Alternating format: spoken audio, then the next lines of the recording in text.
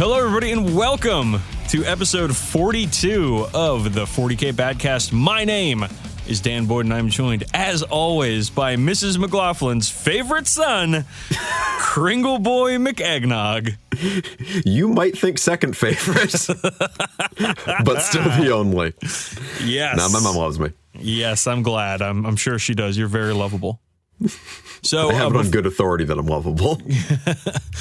Before we get started, I just want to give a quick shout out to all you Christmas celebrating listeners out there. Merry Christmas to you. Oh, and we're going to get this out just before Christmas. So if you're hearing this before the holidays come around, just spend if you're on good terms and they're still around, spend a little extra time with your folks this year. I'm sure that they'll appreciate it. And if Christmas ain't your thing, and if maybe your holiday of choice has already passed, or you don't got one, or there's one still to come, happy holidays regardless. Yeah, we love you listeners here, and just to let you know, we're thinking about you and hoping that everything's going great for all the fuck boys and bad boys out there. Hammy holidays, y'all. Hammy holidays indeed. Okay, man, let's get into it with the aspects where we talk about what's on our hobby radar. I'm going to start because I feel like you're going to embarrass me with model quantity once again. Ooh, debatable. I have finished just one model, but it was a larger model, not the largest model. It's not another Astraeus. That would drive me to suicide, but it's a Redemptor. I finished my Primaris Redemptor. I have posted pictures on my Twitter, and you can go to twitter.com/DB_sleazy and look at them all you want. I love this thing. I think it looks fantastic.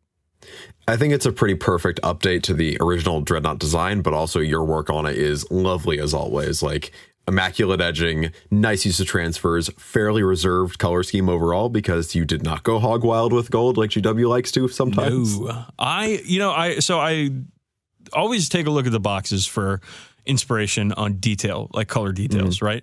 And the Ultramarine stuff that they produce, the Studio Army that they have for the Ultramarines, like, there's so much fucking gold. I mean, they're from Jersey, right?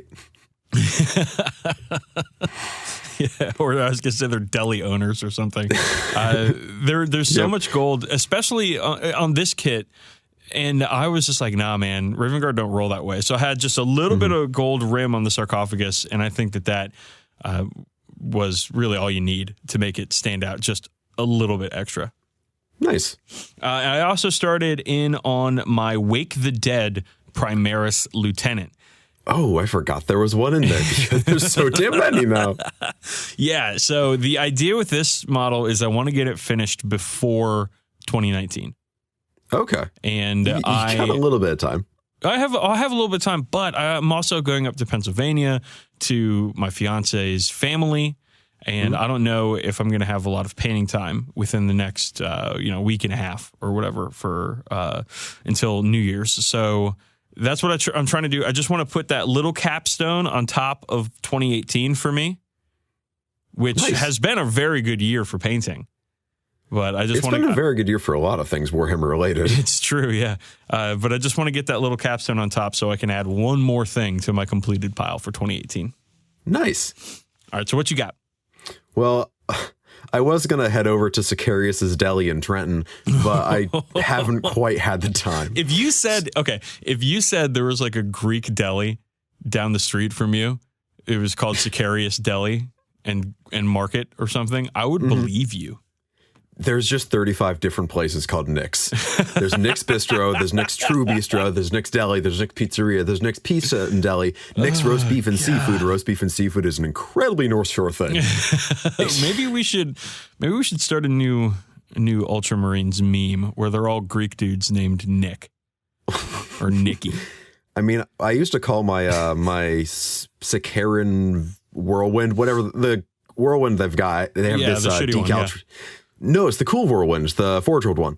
But it's got the shitty one, yeah. it's got this fucking trim on it that does make it look like a Greek diner on treads. Oh, Greek diner. Okay. Not going there. Sorry. All right. Yeah, sorry. My hobby progress has not been the absolute most. Basically, work's been insane, and I've been playing a lot of video games, so I haven't really been able to get that much done. But I've finished a few models. So I painted the other 2 hired guns from the hired gun set. So there's the Escher one with the veil and the dagger, and then the kind of dock worker looking guy with the hook. And I did tons of color mixing again and got to play with some really fun color palettes on them.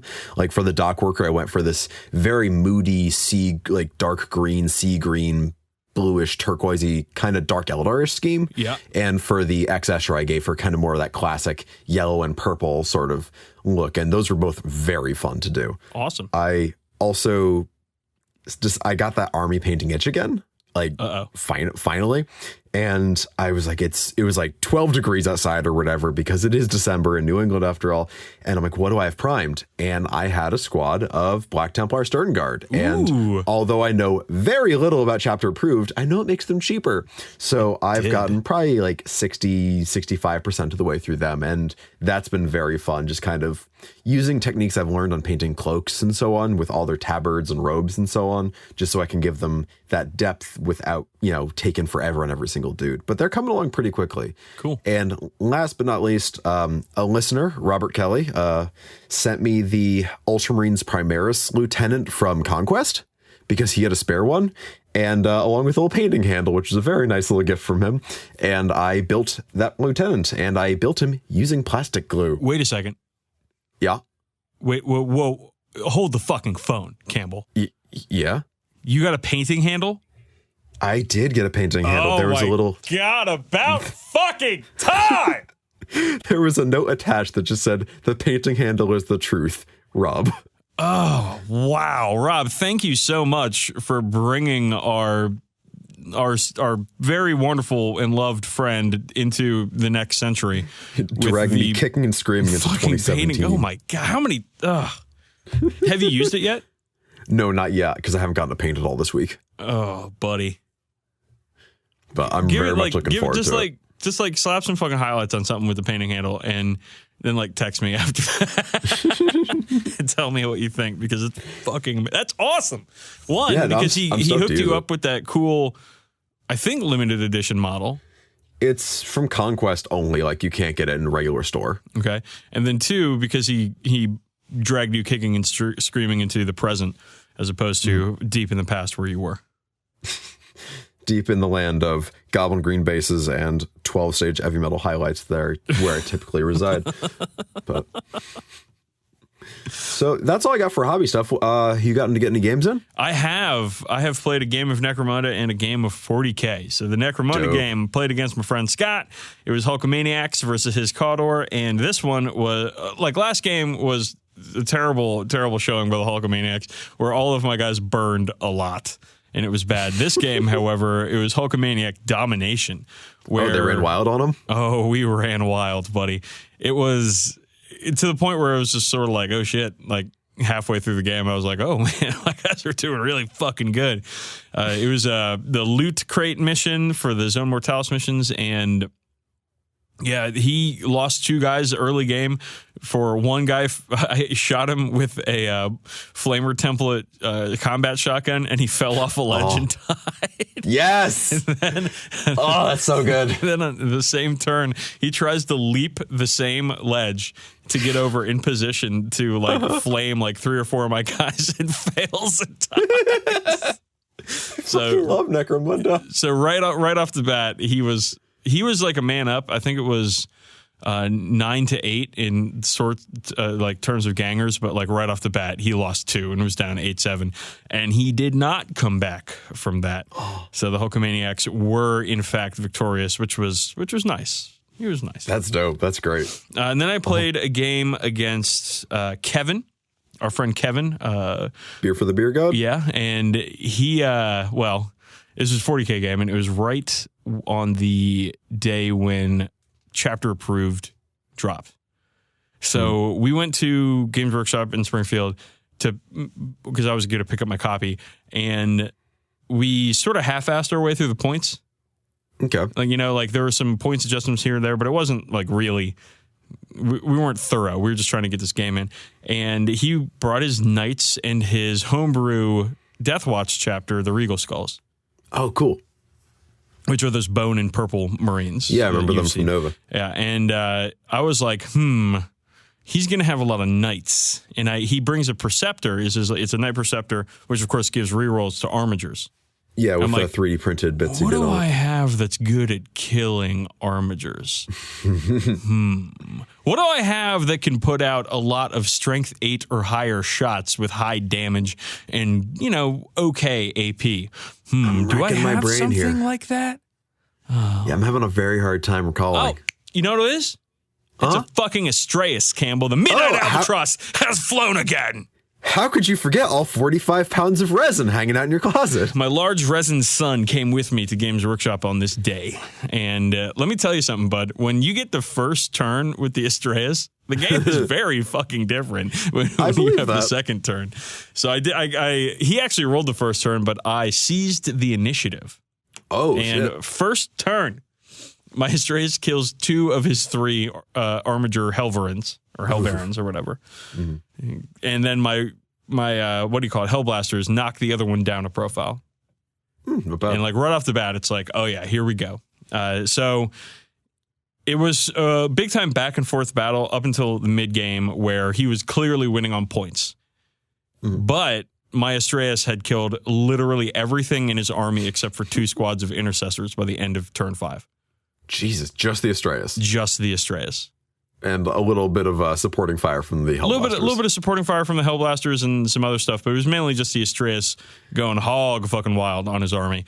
And he sort of ignored it. He put 6 wounds on it with the Preceptor's gun, and then just ignored it after that, which, I mean, he won by points by a lot. Oh. But it was one of the new chapter approved missions that even if I tabled him, it wouldn't have mattered because sudden death doesn't. Because that's a new rule in there, isn't it?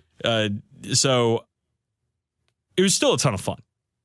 I mean, I lost and I knew I was losing by the middle of the game, but I was like, can I do it? Can the Astraeus by itself kill his whole army? At one point, I fired the macro accelerator cannon, had a captain. just one captain.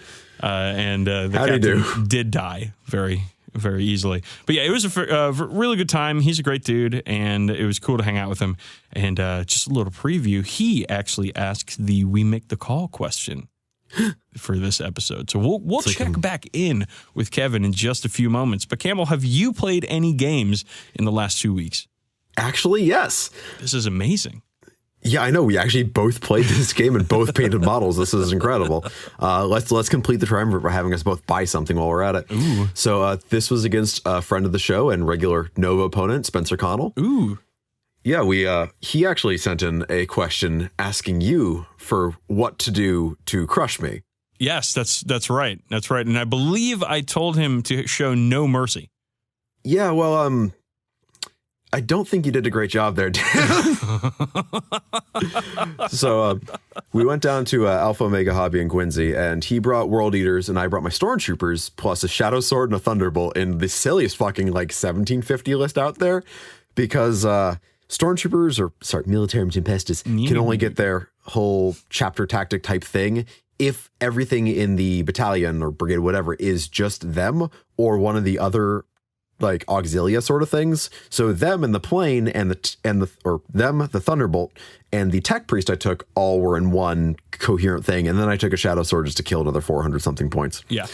So I get down there, it's like every train's running late or broken. I had to get on a Greyhound bus for part of it because that's what the shuttle service is in Boston right now. Excellent. And it took 2.5 hours to get there, which kind of sucked. But when I finally got there, we laid everything out. We did, God, I don't remember what mission it was. It was something out of the main rule book. But we set up, and he got first turn. He brought a bunch of rhinos full of Khorne Berserkers. One had Karn. They all had the various characters, Dark Apostles and so on in it. And the Corn Mower, the big old skull dozer. Oh, yeah. And right away, first thing it does is shoots down my plane before it even gets to move. Oh, no. Which I have used that Thunderbolt one time. I would charitably say that was the second time I used it. But my dice were just not good on saves. His dice were good on shooting. It just died right away, which that bummed me out. But he comes right in really close to my line because they're all rhinos, advancing up, popping smoke.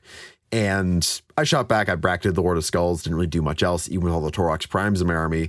And he just got a bunch of turn 2 charges off, tied up my Toroxes, killed some, bracketed my Shadow Sword, and then I just got hot dice with the repairs on the Shadow Sword with my Tech Priest, got it back up to full, and just started blasting his stuff away. I used Vengeance for Cadia a lot, which I called... because it's a 1 CP strat that lets you reroll hits and wounds against Chaos.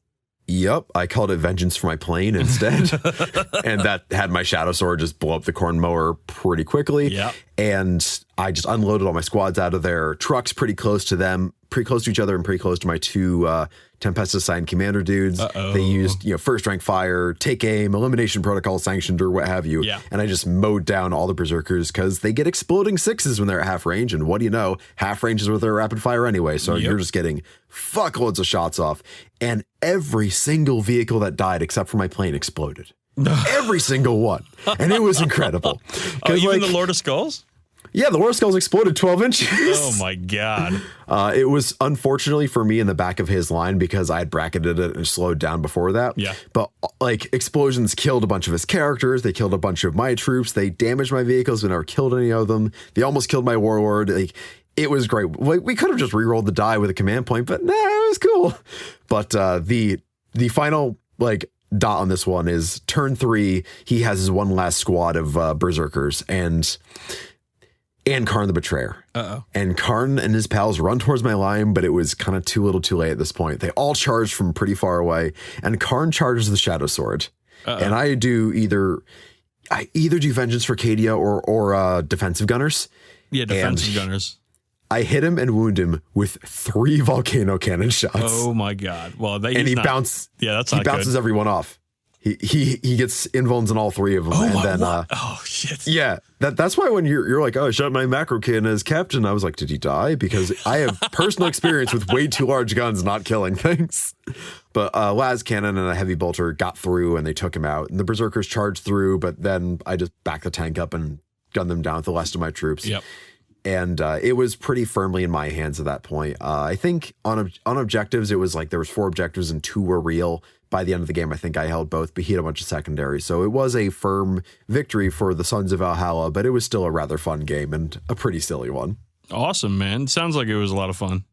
It was a lot of fun. It's always good to get a game in with him. Cool. And he gave me a ride home, so I didn't have to go take 3 hours out of my day to get back to wherever the fuck I live. What a guy. What a fucking guy. All right, let's move on to new stuff.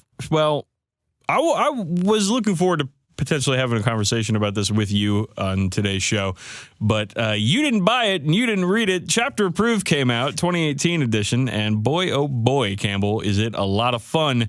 But again, you don't have it and haven't read it. It is well documented that I don't know how to read. So Chapter Approved is fantastic. We're not going to spend a lot of time on it this show because my co-host hasn't read it yet and clearly hasn't adjusted his points values or done any of the new missions or anything. So I'm going to give you a couple weeks to get with the old program there, Crimbo. Oh, I should be getting it around Christmas, so I'll be happy to check in with you in the short future. Thank you. And also, Vigilus Defiant came out, which if you haven't bought yet and aren't planning to buy, I would suggest that you buy it. I've heard it's good, but I don't know much about it. Well, it's got a shit ton of background and a lot of really interesting flavor stories and crazy stuff that's going on. And I've been reading through it. And it's a lot of fun. There are rules for different detachments and stuff you can do, which none of them are world-beatingly awesome, which I like. Yeah, you want flavor, not power. Yeah, there's a couple of things in there that might be, that people are going to be very interested in taking. There's a whole Imperial Guard specialized detachment for infantry companies that makes them better in combat, which is kind of okay, you're making this unit that's bad in combat marginally better in combat. Interesting. So maybe Catachan meta is real. Yeah, no, maybe you can combine it with Catachans and maybe they can have some fun with that. However, there is a Imperial Guard relic now for the Emperor's Fist tank companies that's a battle cannon with a flat 3 damage, which is fucking awesome. And your boy's going to be taking that one. But it's a good book with a lot of interesting flavor and a lot of fun stuff going on. I think you should buy it, but you might not use it too much. You know what I mean? I mean, I'm planning on getting it because there's rules for Calgar and his Victrix guards in there. Right, yes. And I want them. And also, like, I've heard it in passing referred to as, like, on a similar level to the old Codex Armageddon or Codex Eye of Terror. Yeah, that makes sense. Yeah. And, you know, maybe there's some nostalgia colored glasses thrown in there, but at the very least, it's a bit thicker than either of those guys. What color is nostalgia? Rose tinted is usually the way it is. So kind of a pink-esque hue. Okay. All right. Very, very nice. Well, yeah, it's probably goblin green, but, you know. There's a ton of new narrative missions in there too. Like it's cool. It's definitely a cool book. I'm looking forward to trying a couple things out with the specialized detachments. Like I mentioned, the Emperor's Fist Tank Company and the Indomitus Crusaders, which specifically buffs Primaris Marines. So looking forward to trying out that stuff in the future. Additionally, some new Necromunda books came out. The compiled one and the other compiled one. So just 2 books now instead of like 5 or 6 that you had to bring. And I did use those in my last game of Necromunda against Scott, and they worked great. Nice. I need to get some tabs so I can, like, you know, go quickly through the books when I need to, because I haven't memorized where everything is in the books yet. But there was one omission, and kind of like a shocking omission for me in the rules book, where they did not include the rules for the dangerous terrain represented in the Zone Mortalis tiles. What? Yeah, you know that set of tiles you can get with like the the reactor or the chaos ritual chamber and all that stuff? Yeah, they didn't include those rules. So you need to actually buy that set to get the rules for that? No, you need Gang War 1. Well, what do you know? I bought Gang War 1 when it came out, so yeah, I'm all set. But that's silly. It's just weird. like why wouldn't you include? And like a bunch of people complained, and they said they're going to be releasing a PDF with these rules as a supplement for the thing. But like, I don't get it. Like, why wouldn't they include these rules as a part of they include all the rest of the Zone Mortalis rules, but just not the dangerous stuff. I think they might have just forgotten.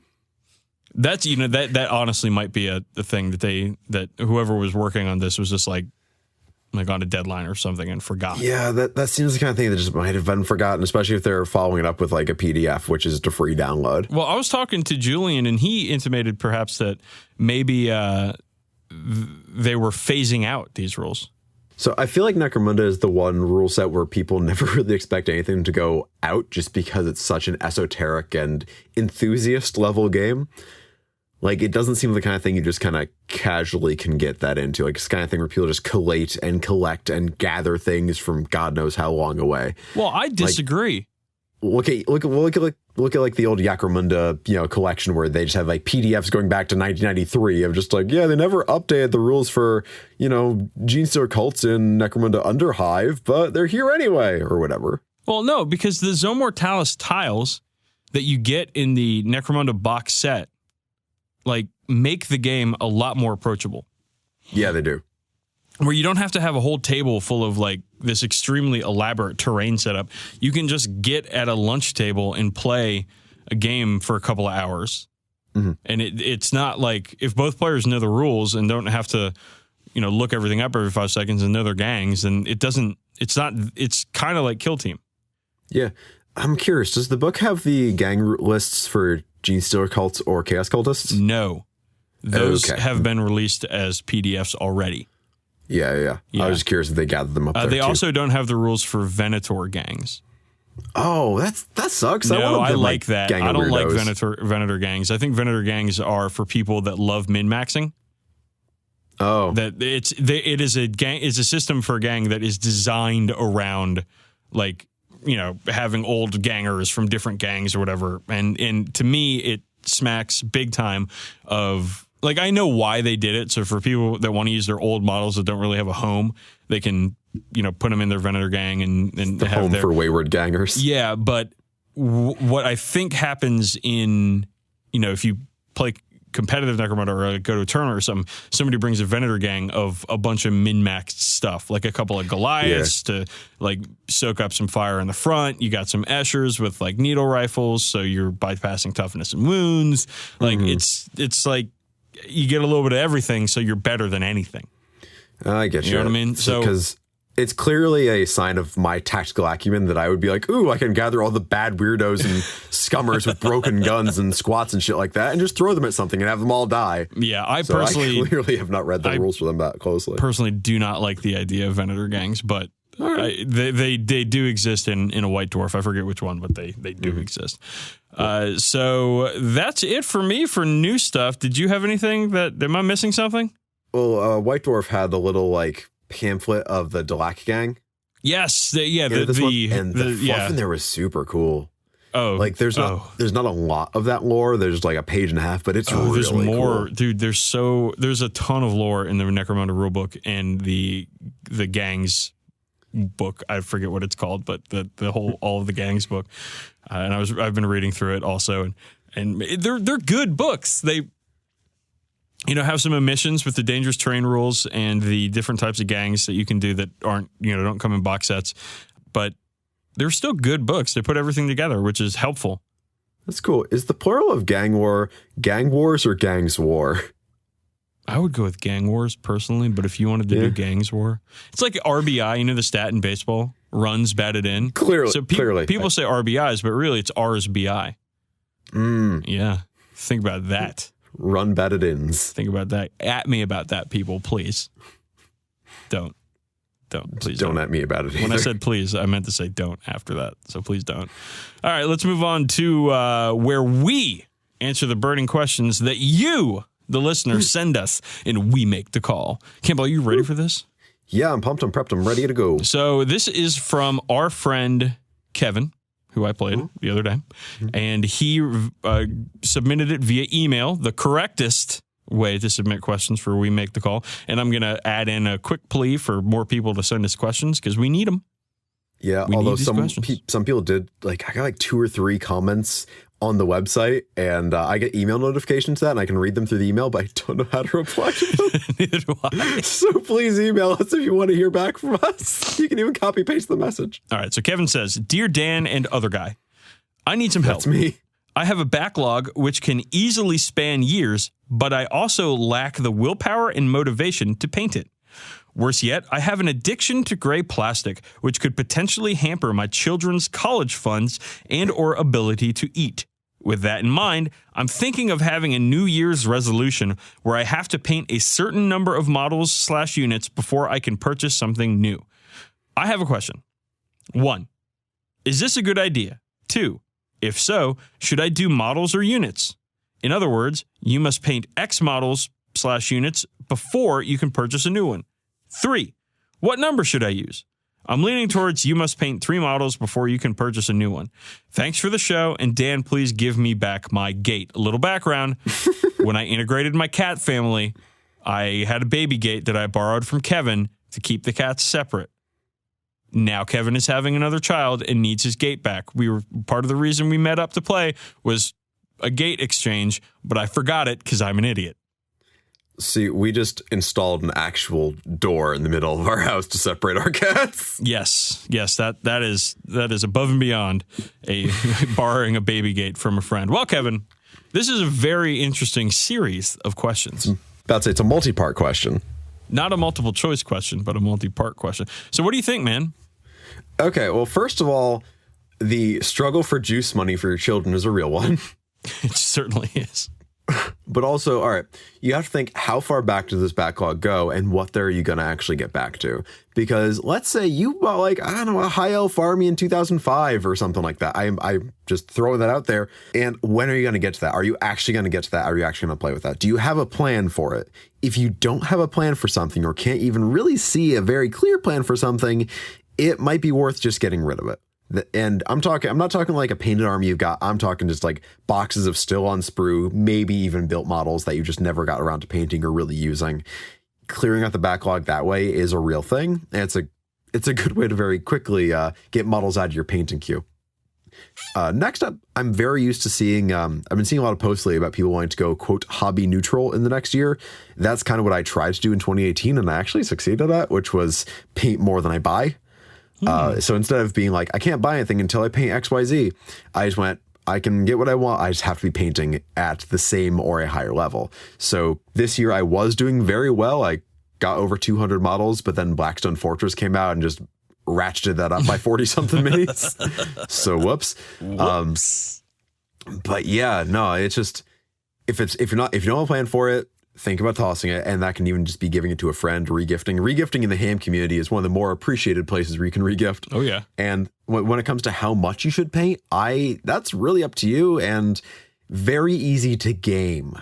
Because I like when I painted Grots, I was like, I painted 40 models this week. And it's like, yeah, that's cool. And then with Knights, it was like, I painted 1 model this month. So going by model kind of is, that's a shaky one until you start doing like, well, this guy counts as 5 models, this guy counts as 2 models or whatever. I think going by units painted is probably the better way to go, just because one quote unquote unit is going to be a bit more, there's gonna be a bit more parity across. And that also means like you could paint like you could paint a really great character and go far and put some extra detail into them and have them count the same as painting, say, 10 tactical Marines or 20 guardsmen or whatever. Right. I think your earliest point that you made is that if don't have a plan for something, like you don't necessarily have to paint it. You know? Yeah, just because you own it doesn't mean you have to spend like 40 something hours or whatever, however long it takes you to actually paint it. Right. And Kevin, he takes a while to paint, if I remember correctly. So I would say that if your backlog is bothering you that much, then you could go like a 2-to-1 kind of thing. Like paint 2 things from your backlog before you paint 1 thing that's new. If it's bothering you that much. But I wouldn't focus too much on the backlog unless like you are really, really concerned with it. I think that instead you want to have a plan and paint towards a plan and a goal. And I don't know, maybe I'm off, but it's like, if you're just painting to catch up and you're painting because you think you have to, you're not going to paint as much as if you're excited about the model you're painting or the project you're working on. It's going to turn hobby time into a slog, and you're going to do less of it. Yeah, you're doing like, ostensibly this is something you're here to enjoy, so make sure it is something you enjoy. Like, yeah, we've all had to paint a unit where it's like, oh, I gotta paint more fucking Space Marine Scouts, or gotta paint Guardsmen 35 through 352 or whatever, where it's like not the thing we're most thrilled about. There's always going to be a bit of eating your vegetables when it comes to painting an army. Almost always anyway, unless you're like, really, there wasn't for my Knights. I was jazzed the entire time with that. Yeah, you were. For the entire month and a half it took me to paint that army or whatever. Yeah. But yeah, like, narrow it down to what you're going to be most excited about. And if you are like, if you're even, I don't know how you're organizing this. If you're like, well, I bought this in 2006, I've got to get to this first. Just paint what you're most excited about then and there. Like, I have not painted my Primaris Marines because I chose to try to get all my Templars done first. Joke's on me. But you know, I'm finally shifting away from that a bit so I can actually paint these models that I'm much more excited about than painting one more tactical Marine with a missile launcher. Yeah. So Kevin, like, get back to us with what you think about the answer. But I'd say the main takeaways are, don't turn painting into a chore and paint what you plan to use. Like, I don't know, if you are super intent on killing that backlog, getting through it, then do that. But again, you might like end up painting stuff that you don't want to play with or that you don't have a plan for, and then it's not going to be fun. Yep. Okay, so let's move on to our first segment, which, Campbell, it's an interview. Yeah. And not with a vampire. An interview with a hampire. Interview with a hampire. In this case, the hampire is our friend Pete Buffalo Chicken Dolan. Now, this is an interesting interview, Campbell, because I'm not involved in it. No, I don't know if you left in the line where I mentioned why you couldn't make it to our interview. But I didn't. I cut a whole lot out of this interview. That's a shame. Now people aren't going to know the truth behind why you couldn't show up. Let me set it up for the listeners here. So Campbell and Peter met up in Boston, Massachusetts just last week and recorded a little segment for the show. And Peter is a fantastic converter. He has amazingly, lovingly converted entire armies that he plays with. He's got a Grey Knights army that looks like squats. He's got a Jurassic Park-themed Catachan army. He's got a heavily converted Tyranid army, and then a Bionicle-themed Eldar army, and his stuff is truly fantastic. We're going to try to create like an Imgur gallery or something that we can throw in the show notes so people can look at these things. Campbell and Peter met up, and we're going to get with them in media res, actually, where Campbell asks Peter about why he started converting models. You are a converter. I can think of choice few models you've ever put on the table that were not in some way converted. And those that I have, I'm ashamed of. So, why is that your ethos? Why do you just choose to feel nothing that's as it is out of the box? Yeah, I was very much into Lego building, and back when Bionicle was a big deal, I was... So early 2000s, right? Yeah, early 2000s. I apparently was good at making things, made friends with some authors, and got, like, there's a book about Bionicle dedicated to me, which is... No, oh, okay, what is the book? You can't just say that without saying It's the encyclopedia. The Bionicle Encyclopedia. At some point, yeah. Whew, okay. So, anyway, I like something. building things. Honestly, I got into Bionicle because of the economy of trading masks, and I made money off it. It was great. So Bionicle, for those who don't know, was a Lego sort of subline, which was somewhere between Lego and action figure, where these kind of humanoid superhero-esque characters had these masks that granted them superpowers that you could take on and off the figures. And it had this very jungle aesthetic, which is that's carried on. I think it hooked me from a young age. And I just like that look, like that very mystical jungle look. And so I was very into building and coming into Warhammer and the converting aspect of it. It just didn't make sense to me to build things as I saw them. I had a vision in my mind. I wanted to recognize that vision through conversion. And that's how I got into converting. So what about the whole jungle theme really suits you? Because the primary army I associate you with is Catachans. Yeah. That's where I made my splash. So I went to school. I'm in college as a field zoologist. So I did research diving, trapping actual creatures called hellbenders, which sound like a Catachan Deathworld creature. That's a fucking cool name. Yeah, Cryptobranchus elegansis. 2 foot long, poisonous salamanders. And I would scuba dive and catch them. So I'm a zoologist by trade.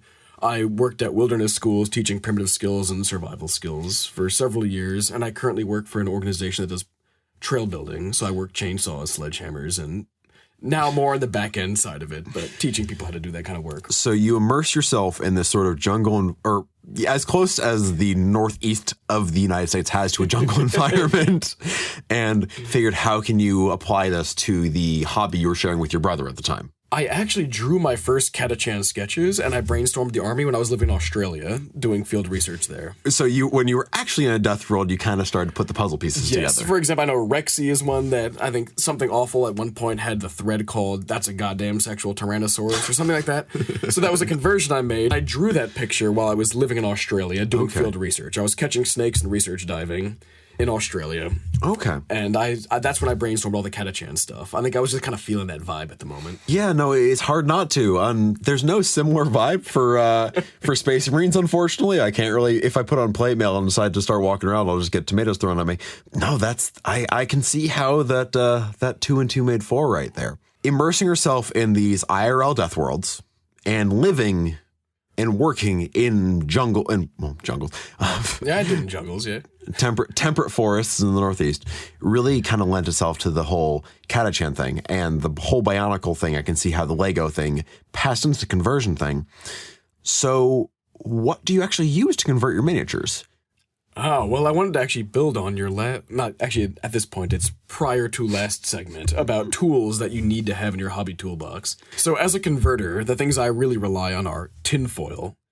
Tinfoil is one of those extraordinarily underrated hobby tools for building any sort of skeleton, whether it's terrain or the core torso of a tyrannid biomonster. Tinfoil can be baked, it can be sculpted upon, it can be packed down and shaped almost like clay. So tinfoil is very valuable. On top of that, Sculpey, anything that you can sculpt on top of your tinfoil and then bake, retains the shape, because you don't want to have a giant block of solid Sculpey. That's not gonna go over well. Yeah. And the last thing I would say is glue guns. I've gone to dollar stores, glue guns. You can actually, for chaos models, tyrannid models, you can get slime drips, or you can fill in weird organic shapes that you're later going to sculpt over. And having a glue gun allows you to build up that structure that you're going to sculpt over. So I'd say those are the big 3 things for any major converter. Okay. So anyone who's done sculpting obviously knows what green stuff is. So I want to know a little bit more about the tinfoil and the hot glue gun, because those are kind of out there tools as far as I'm concerned. Because like when I think of, I'm sculpting a custom miniature, I think of, not me personally, because I haven't really done much sculpting, but I think of making maybe an armature with paper clips or brass rod or whatever and sculpting around it with green stuff.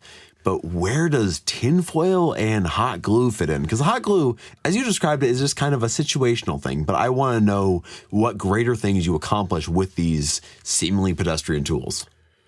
So I think the reason I got into conversions so deeply was because I played Tyranids first. As a Tyranid player, you accumulate all these leftover bits. You've got Carnifex carapaces, you've got Scything talons. If you're lucky, you've got some legs and tails. That's where the gold really was, legs and tails. But you've got these bits, and you've got really no torso to attach them to. But when you have those glue guns, you get a ball of clay, you glue gun everything into shape. That gives you the skeleton to build off. And the green stuff is really just for the surface detail work, to connect it all, to tie it all together. Okay. So the glue gun gives you that organic skeleton. So how did you figure out to use those tools? I think the online Warhammer community is fantastic. I know Warseer gets a lot of flack for being, as a community, I understand it leaves a lot to be desired.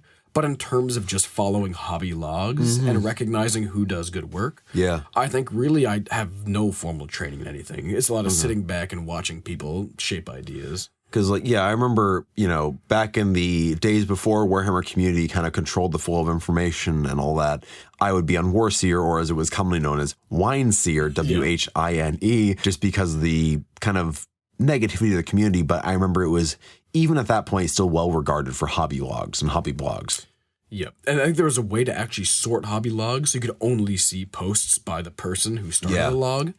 And so you knew who the good artists were, and you could just follow what they were working on. And for me, I always loved, as a kid, concept art books. So say, I was a Star Wars fan, but I would spend far more time going through concept art that led up to the spaceship designs, the alien designs. I had a Ralph McQuarrie art book. Yes. It was actually a calendar. But every single page was another piece of original Ralph McQuarrie artwork. And that was, I won't say as inspiring to me as the actual films were, but it was probably pretty close to it as far as my memory recalls. Yeah. So, but you actually use an interesting term there, as you refer to these other miniatures, painters, and sculptors and so on as artists. Would you consider yourself an artist? I consider myself a puzzle solver. I've got bags of bits. And the way a lot of my conversions start is I spread those bits out, or I take one core bit that I want to use, and I just look at it from every angle and see what shape fits and plug it in, again, like a Lego piece. Yeah. And I think the most exciting one that I'm sitting on right now is I got a goblin model, and it's one of those Bad Moons goblins. So it's got this big nose sticking out and this big chin, and it comes to the fungoid shaman guy? The fungoid shaman, nice. Yes. So the fungoid shaman's face was left over from a conversion. And when you hold it on its own, it looks very much like a pincher. And I'm waiting for an Emperor's Children conversion to use the fungoid shaman's face as this pincher for like a power fist for a space marine. That's a cool thing. So how do you do you index those conversion ideas? Because that is a one-off conversion idea that you can't really base a whole army around, but that's just kind of one idea you can keep in the hopper. Do you have a spreadsheet where you just keep these things, or you just hope you remember them when you come back to the converting table? It's mostly mental, but little tiny baggies. When you order bits, they often do come in, in the little drugs bags, little dime bags. Yeah, I grew up in Washington Heights in the city, so little dime bags. So you can either pick them off the streets up in Central Park or whatever, or you can get them from bits orders. But yeah, I do like to bag things up by conversion, where I think thematically these all fit with a Tyranid conversion or a Slaneshi conversion. And a year later I might find them and it'll kickstart something. So that brings me to the next question, because what would you say is your conversion that you're proudest of?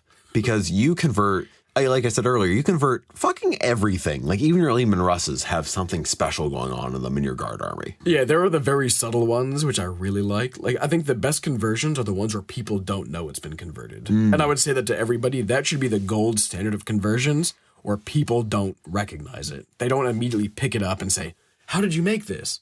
They should play 3-4 games with it before you bring up, I made that. Yeah. If you're getting cocky and you want to share it. But, it should look like it fits naturally into the range. So I think that's the best compliment, is when someone said, I would have never known that was a conversion. It's up for debate whether there's better sculptors than Games Workshop and Forge World have, but, I think ever being compared to one of their studio sculptors is a hell of a compliment. And I would never accept any compliment like that. But yeah, so some of my favorites, I really do like my old one-eye conversion, where I kind of got from somebody some extra spare set of Carnifex legs, and it was always a set of legs, and the rest was all Sculpey and bits stuck onto a Sculpey ball. And I love how it turned out. Did you sculpt over the Sculpey ball to give it some detail? I did. So yeah, I baked a Sculpey ball, and then I just kind of stuck on the carapace bits and the arm. So it had the arm, little segment holes. Yeah, the nuggets for nuggets. The places for arms to go. The arm receptacles. And then I used the green stuff after it was baked to go in and add the ribs and any carapace edges. But I really love how that one looks, because the Carnifex model is rearing forward, and it's very front heavy. Yeah. Which I understand. I think the designers probably wanted to lend a sense of forward motion and momentum to make it look like it's charging. But from it, if you look at the hips and where the center of gravity is, it's a very awkward model. Okay. So this one's kind of rearing up, and it's like roaring at the sky. And I like how it's kind of it keeps that Carnifex dimensions, but it makes it much more of a character. That's cool, because I feel like Carnifexes are also very much seen as kind of like another sort of battle line unit where giving them character is kind of, it's like giving a Predator character or giving a Land Raider might be the wrong example, but it's giving a support unit character. It's not something people usually do, so that's cool. Well, and this was in response as well to a game that our friend Rob, the Chirurgeon, held, where my brother was taking command of this half of the Tyranid army, and he leapt Old One-Eye off a building on top of, I believe, a Land Raider. Yes. Smashed it and then charged through the entire battle line. And after that, I was like, oh, hell, that guy needs a trophy model. So I went and I put some time into it. And I think that's important, too, is like most of my conversions have stupid, idiot, inside joke, funny stories or whatever. And I think that's important. If you're playing with your friends, the game should be fun. And it should be funny. And it should be memorable. So I think conversions kind of bring that all together. You have some conversions in your armies that are inscrutable to someone who is not privy to your inside jokes. Oh, like nonsense. The guy riding a T-Rex holding a tower of PBR cans, like that's a novella that goes behind that guy on the Partysaurus. The Herpaderpodon. Yeah. Like there are endless depths that you can go with your conversions. Yeah. And I think that's a very cool thing to bring into your narrative, and that you are able to convert, or you are able to input into your narrative games as well as you don't play competitive games, right? You play pretty much just at your house and with close friends. I think that's a very characterful way to play this game. Yeah. And we have a good circle of people. We've probably got 12 or so local people who all play. Mm-hmm. But yeah, I've sort of gotten past playing with casual store pickup games. Yeah. I'm spoiled for choice, and I'm very blessed to have the friends I do who all play this game. And I figure if it ain't broke, don't fix it. I'm not going to wander off to find lesser games when I've got, people who want to play. I can understand that. As a converter, some of us may not be quite as ambitious as you are. Some of us may not be quite as skilled as you are. Some of us may just be a little nervous about it. What sort of advice would you give someone converting for maybe the first time, or an early converter trying to make their mark on their models? I would say almost all of my conversions begin with finding a model that I really like that doesn't fit into my current army. So I have an entire demon army, which is pretty much fantasy Tomb Kings and Tree Men or Sylvaneth. Famously easy to find fantasy Tomb Kings in the year of our Lord 2018. Yeah, luckily I started what I did. But I think that's the biggest thing, is find what excites you as a hobbyist, and then how do you make that work as a counts as equivalent. Okay. So I loved Lizard Men, Tomb Kings, and Dwarves. The Dwarves became Squats. I found a way to turn them into a Space Marine or Grey Knights army. The Tomb Kings and the Tree Men turned into a Demons army. I figured as long as the Tomb Kings are brass and bone, what does that scream to you when I say? Corn. That's corn right there, yeah. Right, so all of my Tomb King models, all the brass and bone models count as corn. My favorite starch. And the Sylvaneth are all kind of like droopy, mutated green and brown. Like, what does that scream? Yeah, that's Nurgle right there. And they're my Nurgle models. So I try to find like a very broad theme that's easy to understand and pull in the models that I want to play with. And same thing, Catachan lend themselves very well to appropriating Lizardmen models. I've got a whole bunch of dinosaurs that I want to use, and I can stick little Catachan dudes riding on them. You have a whole army converted to be kind of Jurassic Park themed. Yeah, yep, matches my underwear. I do have more questions for you, but I want you to just run over this army real quick because it is novel as hell. Catachan are fantastic in that they are a Death World army, and I think that if I was operating a militant operation on a death world, I would prefer to have a vehicle that runs on grass and fern fronds, not fuel. So I like the idea of Catachan using local death world creatures instead of tanks, instead of, sentinels, and just kind of riding around and taming them. Having some Catachan rite of passage. You forge your own knife, you steal your own death world Carnosaur egg, and you raise it, and that's your sentinel. I mean, that's not really a far off adjustment from the existing Catachan fluff. Exactly. Because as it is right now, they just need to go into the jungle and kill a Catachan devil or what have you. And really, that's not very different. So it's interesting how you're able to fold this existing lore into your own sort of homebrew custom lore. And I think that might kind of be the secret to making your own custom chapters, regiments, what have you, is by making it fit with the existing lore. Yeah. I'm going to throw an idea out that I've been toying with. So any listeners, please do this. I love the idea of a chaos regiment. So, Traitor Guard. And every tank is actually the monster it's named after. So the Chimera tank is a chimera with dudes riding on. The wyvern, the wyvern, it's called, is actually like a wyvern like model, a small dragon thing. Yeah. And just have a whole bunch of tamed chaos monsters with handlers and weapons. But I love the idea of a chaos army that has borrows from the fantasy range to have harnessed monsters. I think that would be very fitting in the 40k universe. Oh, that's super cool. That is a fun little idea. And listeners, if you ever decide to do something similar to that, please send emails to contact@40kbadcast.com because I will forward them to my good pal Peter right here and make sure he can critique them and judge them accordingly. I hope you're wearing your firmest Kevlar because it is time for the rapid fire round. Oh, shit. So, Peter, what is your favorite chapter? Of Space Marines? I mean, I was going to say of Ian Watson's Space Marine. That's what I was hoping. But of Space Marines in this case, yes. I do think White Scars or Salamanders, if you didn't get from my Primarch affinities. So yeah, let's go with White Scars. Okay, why White Scars? As a high schooler, I lived out of my bike. I rode a bike everywhere. I grew up in New York City, so it was pretty much you're paying for the MTA to scam you.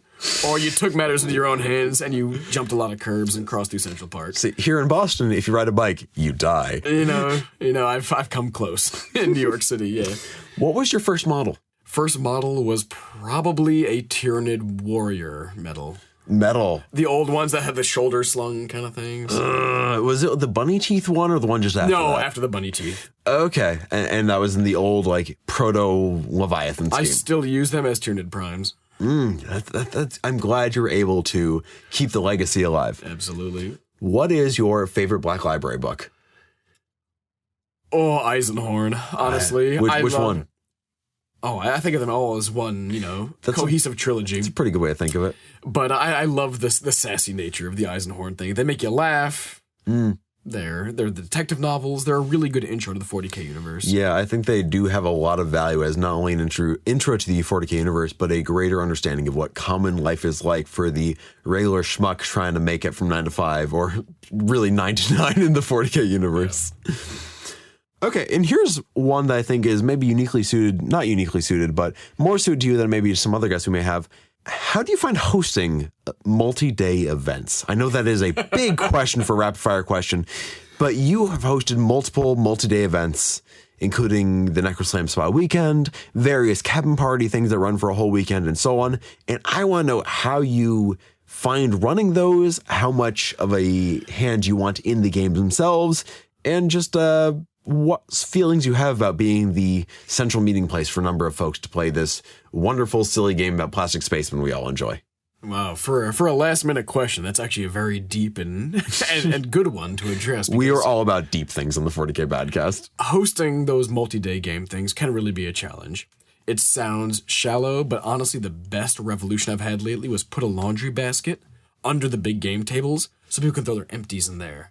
Oh. Otherwise, the empties are everywhere. That is a pro move. It really does work. That is a move that comes with experience. It was a game changer, but a lot of it really comes down to bed logistics, food logistics. I like to write up the game matchups far in advance. The worst thing you can imagine is people in the midst of games trying to figure out, well, when are you done? Well, I want to play you. I don't want to play you. Let me wait until this person's done. So when people show up to my house, the moment they step foot across that threshold, their personal agency is gone. They belong to me, and I tell them what they're going to do. And I think that everyone's better for that. And you've been to some of these things. Having those matchups pre-written really takes all the confusion and uncertainty out of it. So I'd say if you're going to host, you need to be assertive. People need to know their place, and you need to show it to them in both positive, here's what you can say, and here's where you can sleep. Here's your place. But yeah, here's where you put your empties, here's where you piss, here's the toilet paper is. Don't forget about those things. Okay. Don't forget about ventilation. Crack the windows. Those hams get pretty hammy. Crack the windows. You heard it here first. So, Peter, before we get going here and get back to the regularly scheduled Badcast content, I've got a few questions for you. Oh, boy. And that question is, Fuck, Marry, Kill Primarch Edition. Of course. As listeners may know, this is a long-running, infrequently used segment where we talk about what Primarch we would fuck, what Primarch we would marry, and what Primarch we would fucking murk. Fuck, Marry, Kill Primarch Edition. For those who may not recall, my Mary is Reboot Gilman, because, man, that is a guy with stamina who is somehow still around and is dependable as hell. My fuck is Lehman Russ, because I'm a fan of the Wild Child, and my kill is Lorgar, because he's a fundy dork who reads bad books and don't do nothing. So, Peter, who would you fuck? Who's the best rider of the bunch? Ride me like a Mark something jet bike on a fur carpet, Jagatai Khan. It's not a hard question. I mean, again, he spent a lot of time in the saddle, and if I have to be his saddle for an evening, I can live with that. All right, that is one of the most affirmative responses to that question I've heard in my time on this earth. And who, given the choice, would you settle down for, homestead it out with, and decide to make it legal in the eyes of insert your deity here? Who would you marry? It's a boring answer, but Vulcan. I mean, Really? I'm up here. The reason I'm in your neck of the woods is to go up for woodworking workshops. I like a guy who can use his hands and make stuff, and I think Vulcan could teach me a lot with those callous paws of his. I'd say there's a little bit of self-reflection going on right there. You want someone to be the version of you that you aspire to. Ooh, that is a very good point. That is a good point. He's an aspirational figure for you. Or ideally to shore up your own weaknesses, and I think one of my weaknesses is metalworking, so Vulcan's got it all. That's a dual-faceted and well-thought-out answer. And who, at the end of the day, would you just fucking kill? I've never heard anybody do a mercy killing before, but I'm going to put Angron out of his misery. Think about the equation. Who has introduced so much suffering into the world? And how much suffering could you eliminate by putting that individual down? I think Angron is the one that I'm going to mercy kill and spare an eternity of slaughter for the galaxy. That is more empathy than I would ever expect out of this really stupid, beautiful gimmick segment that we have dreamed up here at the 40k Badcast. I kill Angron, and I want to cradle his head as he dies and apologize, but I kill Angron. Would you just be brushing his butcher's nails and going shh, shh, shh, shh, shh, shh, as you do the whole thing? I'm going to build a beautiful deck out of these. Don't worry. As you become the consummate 40k dad. Put his nails to good use. Those are some beautiful answers there, Peter. I never knew you quite had that depth of understanding. Only after a few beers. Way ahead of you. Peter, thank you for joining us on this special segment of the 40k Badcast. And do you have any parting words? No, I can't wait to see how terrible I sound. I recorded my own voice. I imagine we sound fairly similar, truth be told. And thank you for joining us. And we are going to go back to your regularly scheduled bad programming. All right, with that amazing segue from Campbell, where he totally didn't blow out his mic at all, even a little bit, we're back to your regularly scheduled bad programming. Now, what are we talking about next? Next up, we're going to wind the clock back wicked far, as far back as we kind of can. Wicked fucking back. So we can talk about our ham origin story, essentially. Well, no, a little more specific than that. We're focusing on our first games with Warhammer 40,000, and well, maybe just tabletop miniatures in general, where we look back on those and we think about, what do we learn and where do we go from there?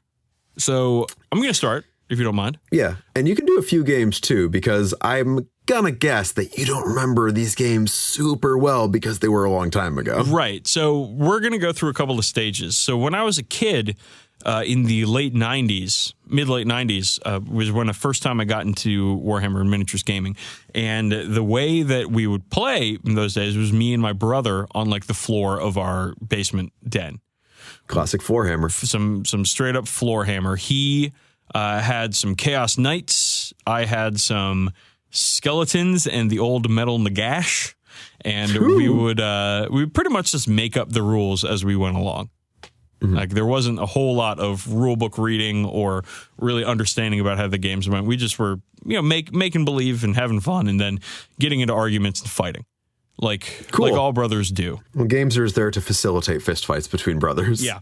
So that was, as a kid, and that really got me into the hobby because I liked the models so much, and I was always big into fantasy and sci-fi, with like the books I was reading. So it was very natural for me to like gravitate towards this hobby because it was a cool thing of building things, of painting things, and playing with things, all in a sort of atmosphere that I really, really enjoyed.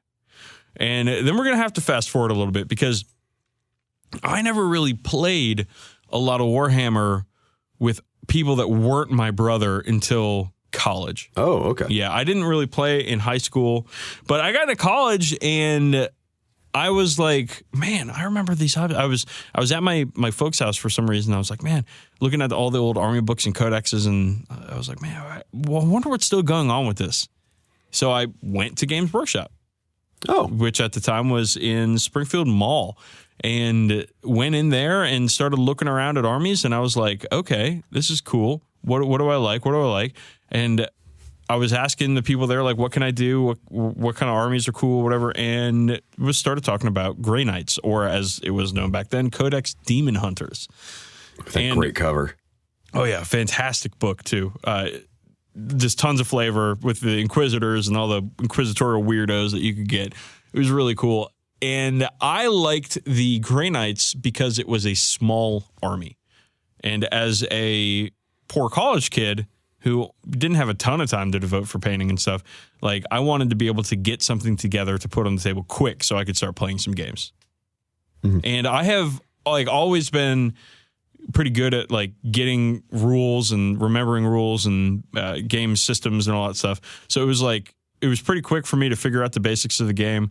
And this was 4th edition 40k. Yeah. And I painted up those Grey Knights as quick as I could, got them onto the table, and started just going on weekends to the Games Workshop and seeing who was there and trying to grab games. And those Grey Knights even got to see the table one time in 8th edition, right? During like the they did. I Index played or whatever. Index Grey Knights. I played a game against demons that I lost very badly, but I was able to put 18 wounds on a soul grinder in one round of combat with my Grey Knight Grandmaster, which was kind of fun. Yeah, so that was like 4th edition, and I was just playing randos in the store. And so fortunately for me, like it worked out. Like I knew, you walk into a game store and sometimes you can tell like, oh, I'm not playing that guy. Yeah. There's zero fucking chance of playing that guy. And I've been pretty good at, avoiding terrible games for the most part in my life. But, there were a few that I, wish I had that time back, certainly. But I think what I learned from these early games was just like how much I enjoyed playing, and a little bit of like, man, I wish I could do that, like that guy. I wish I had that army, and I wish I had that army. I wish I had these units that I could do that with. And it was, I don't know, man, it was just cool to like figure out that stuff and figure out maybe not the exploits, but the combos that I had within my army. And it just hooked me right from there. Just that learning that new language essentially was just compelling for you. Yeah. And like now, I had a little bit of hobby ADD right after that, though I got it together and did this whole Raven Guard army, my old Raven Guard, that like nowadays I look back at it and I'm like, yeah, of course I got this together quickly. It's black with gray dry brush. Like it doesn't look good. It wasn't difficult to paint. I didn't spend a ton of time painting it. So like, of course I got it together pretty quickly, relatively quickly, compared to the rest of my projects. And I don't know, man. It's just that those, like, getting in there and having the experience with somebody of, you know, creating a narrative around it just ruled. And I was into it. It was fantastic. And I wanted more of it. I see why. And did you make a lot of friends during that period playing randos at the store? Or was just kind of like, oh, it's you. All right, we'll play again or whatever. Yeah. I didn't make any like friendships, like real deep friendships or anything those times. But there were like regulars that I knew and that I would play a lot with. You know, this is before like I was at least socially developed, or I had finished growing emotionally and socially. So I really didn't know what I was doing with friendships and with meeting people and knowing people in those days. So it was, it was difficult for me at that point with having long-term meaningful friendships. I didn't really know what that was like. So I was still finding out, you know, who I was and everything. So it was learning. You know, the whole period of my life in college and right after college was a whole lot of learning, Campbell. Still doing it today myself. But yeah, so that was really what got me into it. So I want to pose a question to you. Like what were you learning from your earliest games? Well, like we've talked to like in very early episodes, especially about how I grew up around this stuff, how I grew up mostly around historicals, some fantasy, and my dad's own rule set back in the day was Princess Ryan's Space Marines, which, what do you know, Games Workshop wasn't so happy about another game with the title Space Marine in it. So there was kind of a rocky relationship with my family and Games Workshop in the early 90s. So I wasn't actually allowed to play Warhammer proper until I kind of had more autonomy. It's true. This is like a weird family bad blood thing that my dad's gotten over at this point, because it's like, whatever, I clearly enjoy this. It's something he and I enjoy together. Yeah. And, why hang on to old grudges? But still, that game later was renamed Princess Ryan Star Marines, and there was an Avalon Hill board game that my dad made based on it, and he released a novel that I did the book cover for in my early 20s a few years ago too. But I grew up mostly doing that. Yeah, your early 20s is not like fucking a long time ago there, bud. It feels like it. Your early 20s was fucking 3 or 4 weeks ago. I am 28 pushing 40, don't you know? But yeah, like, so my actual first gaming experiences were generally, hanging out with my dad, being like, oh, this is cool what he's doing. He has friends that he's doing this with. I want to do that. And a lot of that early on was, he'd take me to cons, or we'd go to a game store like Time Machine in Connecticut, because that's where I grew up mostly. And, either I'd play in a game with him, or he'd be like, oh, you, friend of mine, would you be cool to hang with Campbell and teach him how to play this game? And one of those first games I remember playing at Time Machine specifically was Warhammer 40,000.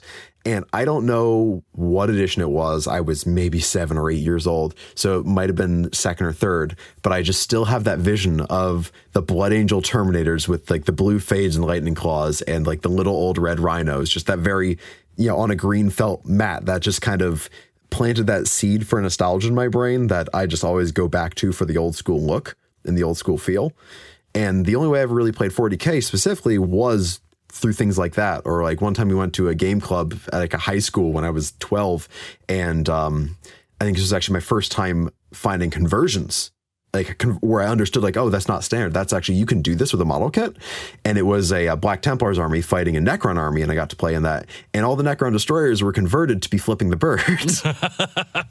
And I'm like, that's cool. You can just do that. He's like, yeah, it's my model. I can convert it to be whatever I want. I'm like, oh, that's because I never thought about that. Because before that, for me, it was all like metal 1 or 2 piece soldiers, like whether GIs or Romans or what have you. Yeah. And I started picking up 40K models from flea markets because my dad was like, you're not giving mine to GW. They're still cool toys. All right, that's fine. That's cool. So whenever I was at the flea markets at Historicon, or maybe picking up eBay rescue lots or whatever, I just gathered a bunch of, old Space Marine models, because those tend to be pretty cheap as far as things go. And I was like, okay, I want these guys to fight my regular sci-fi models I've got from like Old Glory and so on. And I wrote my own rule set. And that rule set was not balanced and not good and based in D12s, which is fucking odd. But I was able to kind of ensnare my friends I'd made in high school into playing with me. And you know, like there were some great games where you just played like these 8-hour games that went all night until the sun came up. That, you know, while that may have been, you know, not the best gaming experience would ask for now, the social experience of just like getting to spend a night with your friends and like you're rolling dice and telling stories and learning about each other and all that stuff facilitated this way to forge a really great connection over this common interest. Wow. And then they started to get excited and go like, oh, that's cool. Do they make other armies?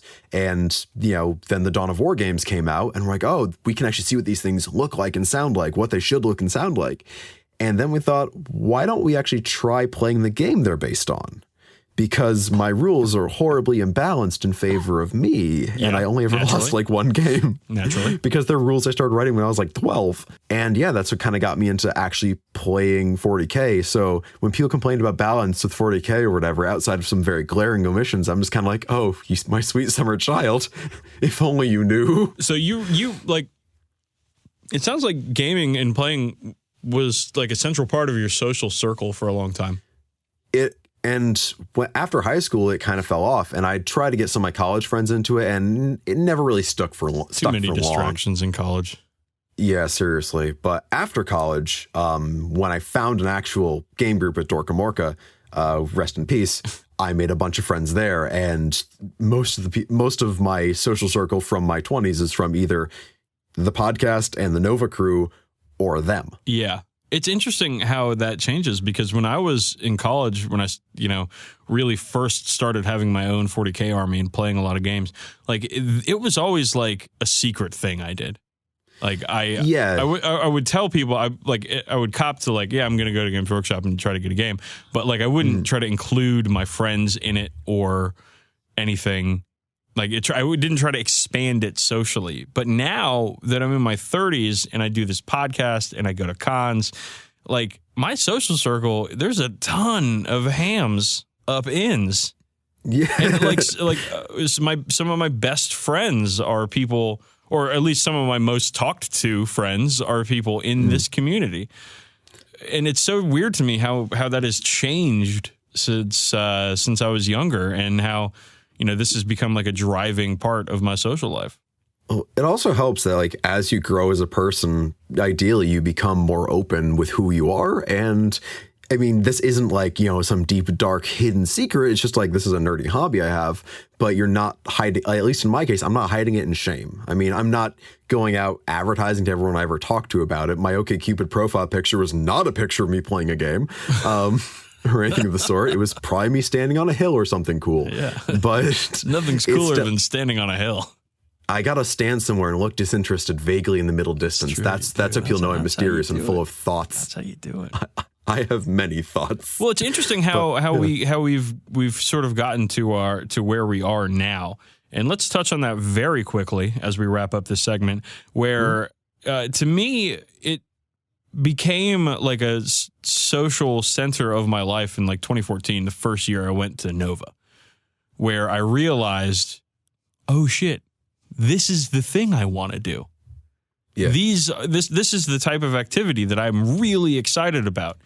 And I didn't really know a whole lot of people at that time in Nova because I had between like 2009 and 2014, like I didn't really play all that much. That was during your kind of break from the hobby, right? Yeah. So like I go to Nova after spending a ton of time getting my Imperial Guard, my Steel Legion ready to go. Like I go to Nova and it is just so much fun, even though I got thrashed. I think I lost every game. Like it was terrible. But I had so much fun and met so many people and realized that is the kind of fun thing I want to be doing. And I sort of just dove in from there. And tried to make friends and went to Nova Terrain days and went to all these things that anything that I could be invited to, I was there just trying to make friends and get to know people so I could play more games and do more things. Oh, yeah. I mean, that's how it galvanized for you. For me, it was like I'd met friends from Dorko and we started to get closer and all that stuff. And I'm like, okay, these are actually my friends' friends, not just the guys I game with on Thursday. They're people I can talk to and hang out with outside of a gaming environment. And we can just like get along as people. But for me, it was when I went to England with the independent characters and all that in like 2015, I think, because I was like, I'm on the other. I was in a subway or a tube, if you will. And I'm like, I'm thousands of miles from home with no phone service, holding God knows how much money worth of Warhammer toys. And I'm here just to play this game. This is clearly something I really give a shit about. Right?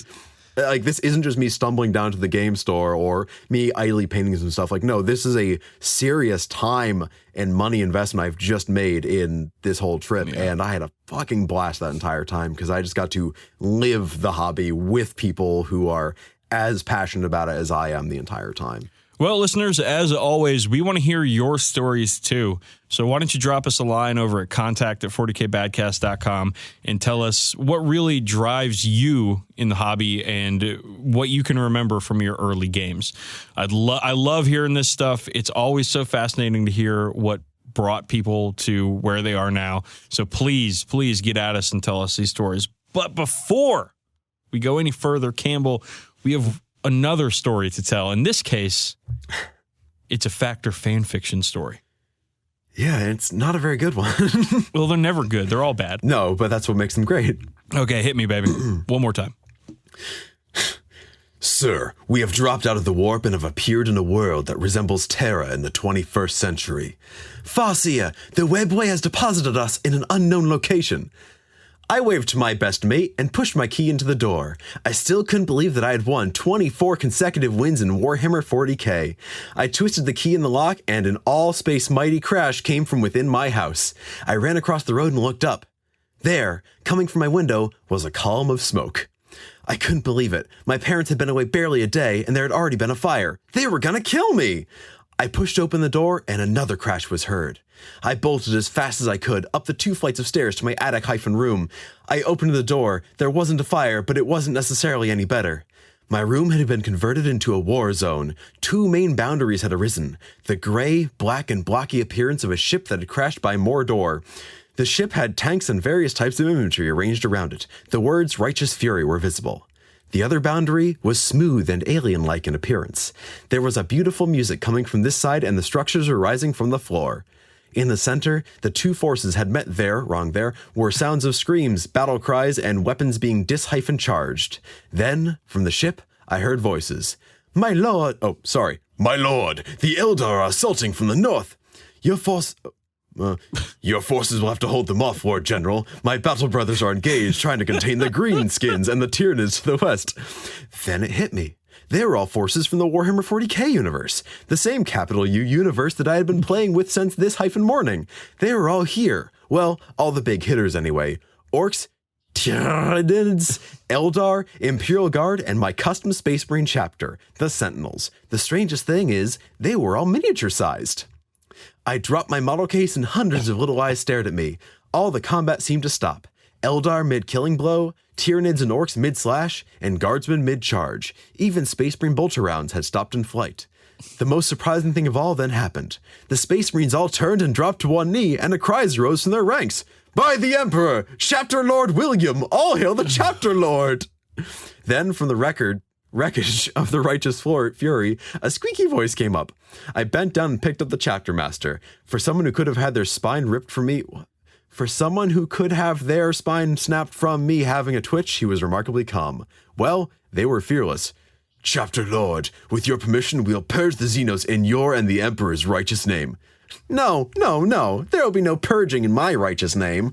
My parents were only going to be away for a week. My brother and sisters were staying at my nan's. I was only allowed in the house to look after the dog.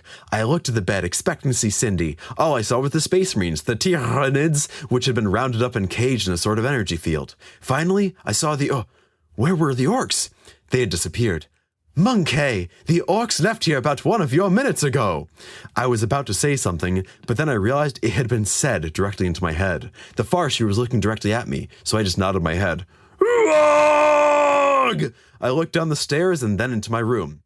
Wait here and no fighting, I pointed to the Chapter Master, or you will feel my righteous wrath. Eldar, if you think of fighting, well, I don't know what I'll do, but you won't like it. Is that a threat, Monkey? Yes.